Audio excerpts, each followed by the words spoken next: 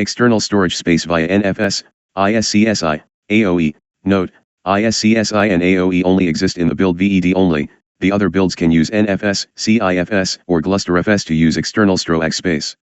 Sometimes, the system might need extra storage space, for example saving extra copy of emails while performing email filtering, or working as standby email server.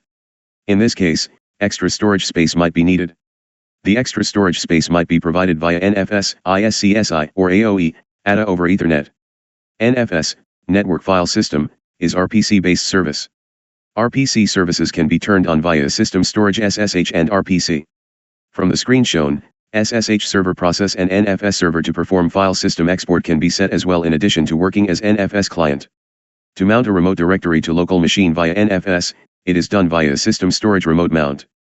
Assume the remote file system allows the system to mount. The action is called export in NFS. We try to mount /volume1/public of 192.168.11.109 on local directory /test1. Then we fill in the fields at System Storage Remote Mount as follows: remote file system 192.168.11.109/volume1/public type NFS for local directory /test1 mounting a file system from the place outside firewall from Eth0 when the border control is turned on requires opening multiple ports. For simplicity in this example, we just turn off the border control. The following screen snapshot indicates that the file system is mounted on test 1 successfully. If the status window on the bottom of System Storage Remote Mount does not indicate that the system is mounted, you might need to check the associated set by examine the NFS server or the firewall setting to see if the file system is exported successfully.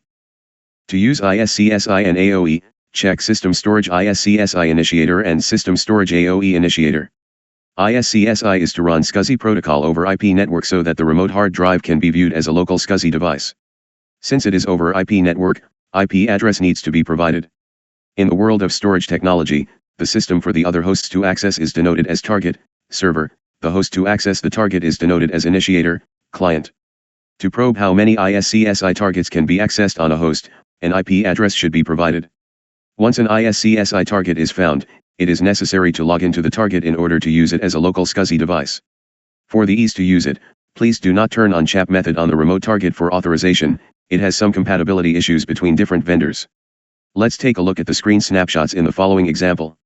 We try to discover iSCSI target on 192.168.11.109. And we select a target to login. If we log in the system successfully, the device will be shown in the bottom window. In the screen snapshot, it shows the hard drive /dev/sdb and it is partitioned into /dev/sdb1 and /dev/sdb2. But another screen snapshot only shows device /dev/sdb. If that iSCSI device is not partitioned yet, it will look like as the following diagram that there is nothing shown after /dev/sdb. In this case, we need to partition the device and make file system on its partitions.